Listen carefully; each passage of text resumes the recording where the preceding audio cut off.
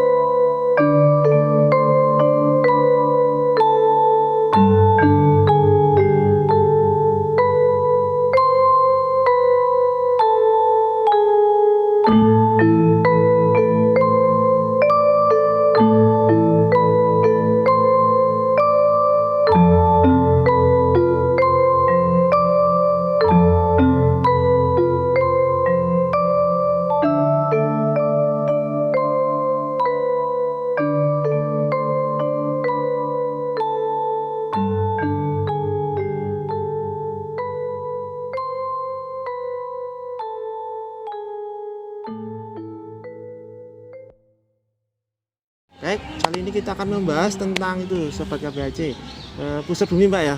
Iya. Konon katanya itu untuk mengikat gajah. Dan masih simpang siur kan beritanya, ada yang bilang dari gajahnya Gajah Mada, Raden Wijaya, atau ratu-ratu yang lain. Menurut Mbak Wanda, gimana itu penjelasannya mungkin dari mata batin Mbak Wanda sendiri? Kalau dari saya ya Mas ya, ini kan memang ceritanya itu pusar bumi, atau ini sebenarnya kalau dilihat dari mata batinnya Mas ya, maksudnya dilihat dari mata saya dan juga menurut pendapat saya, ya kalau menurut kalian salah ya mohon maaf, tapi ini menurut saya itu seperti pusaran. Di situ ada pusaran Mas. Emang ada pusaran? Ada pusaran. Jadi dulunya itu ada seperti pusaran gitu Mas ya. Kenapa itu ditancapkan itu tadi biar tanah yang ini nih seimbang. Jadi itu tanahnya kayak paku bumi berarti sudah. Ya itu seperti paku bumi. Jadi di paku itu makanya kenapa, karena ada cerita kalau itu nanti sampai kecabut, ini akan ada terjadi bencana. Atau agak karena ada keseimbangan alam yang seperti kegoyang ya Mas ya, karena pusar bumi itu dicabut, makanya jangan sampai kecabut itu tadi. Karena saya melihat itu seperti ada pusaran dulunya tuh, seperti ada pusaran gini, itu harus ditancap gitu biar tanahnya jaga seimbang. Keseimbangan lah maksudnya. Ya. Pada waktu itu mungkin leluhur kita ya. Seperti itu. Dan itu juga dibuat ngikat gajahnya Gajah Mada. Sebenarnya gajahnya Gajah Mada. Di era Tribhuwana Tunggadewi. Ya memang beda apa? Betul. Masa waktu itu kan memang. Iya, di situ nikat. Sebenarnya sih kalau di sini itu ya Mas ya, gak cuman, kalau saya lihat itu sebenarnya di sini tuh hewan-hewan kesayangannya tuh banyak Mas, gak cuman gajah di waktu itu. Ya, di sini ada ya itu tadi yang saya sebutkan putih-putih itu tadi ada di sini. Ada di sini. Berarti ibarat ini kayak lapang banget itu, luas banget ya untuk ini kan pusatnya Mas ya. Dulunya banyak orang yang itu. Nah, sedangkan Sumpah Mukti Palapa sendiri itu kan sebenarnya bukan sumpah yang apa ya, ada jam ini harus mendatangi di tempat ini. Kayak rapat dikumpulkan di alun-alun gitu. Di alun-alun ya. harus datang jam segini, sebenarnya tidak. Itu hanya pembicaraan antara Gajah Mada kepada rajanya, bahwasanya saya berjanji yang seperti diucapkan di Sumpah Palapa itu tadi, bahwa dia tidak akan memakan rempah-rempah, yang artinya itu rempah-rempah itu kan hampir semua makanan itu kan mengandung rempah-rempah ya Mas ya. Itu kan berarti kenikmatan dunia begitu. Makanya ada cerita juga Gajah Mada itu tidak menikah. Itu memang benar gitu.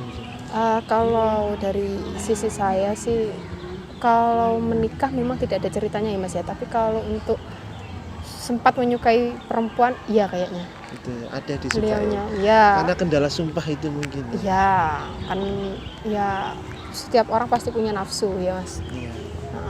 tapi dia bisa menekan nafsunya dengan baik, insya Allah. Oh, berarti waktu itu Sumpah Palapa itu bukan yang Ditentukan jamnya, di nanti terus alun-alun dikumpulkan, dia berjanji di hadapan raja dan juga para punggawa-punggawa tersebut, bukan seperti itu ternyata.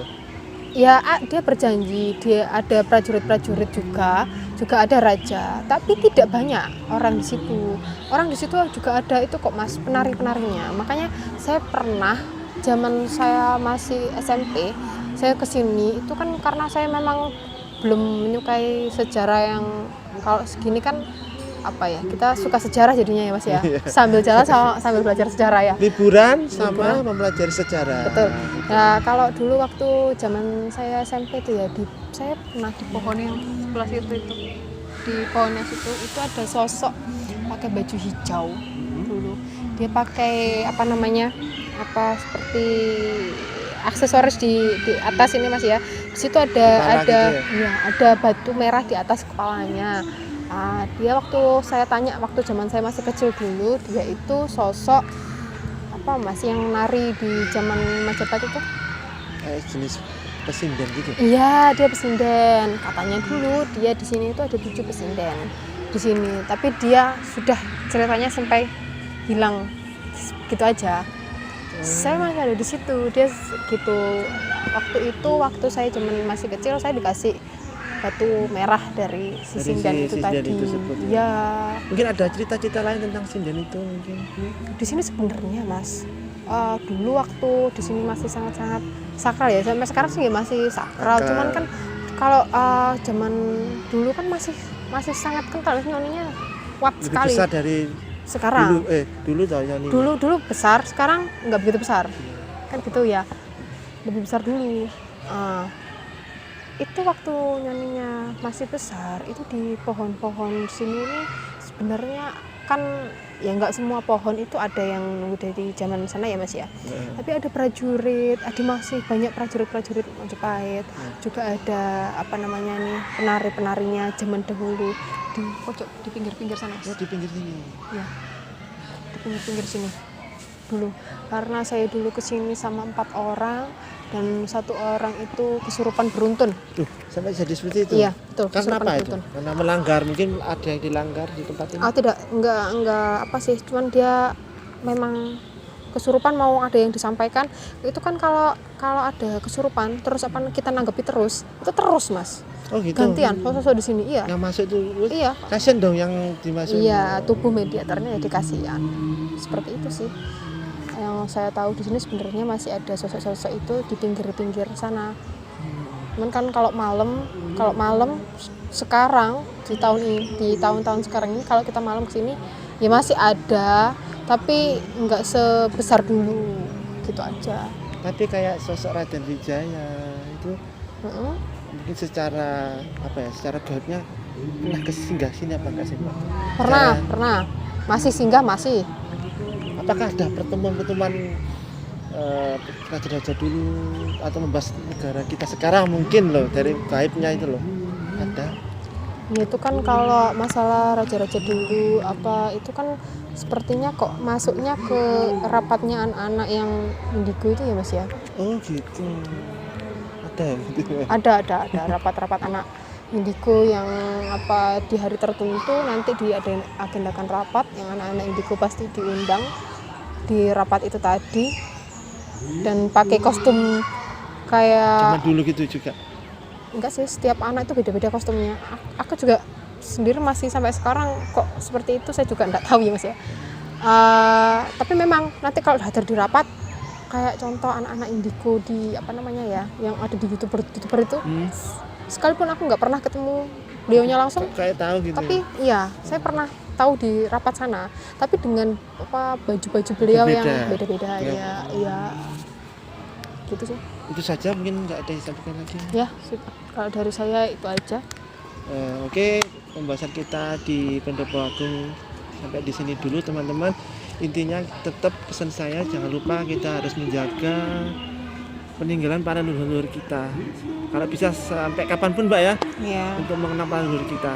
Baik, jangan lupa like, komen, dan subscribe. Jika channel ini menurut kalian sangat membantu untuk kalian edukasi, kalian bisa share KPJ Official di teman-teman kalian. Assalamualaikum warahmatullahi wabarakatuh. Salam rahayu, rahayu, rahayu.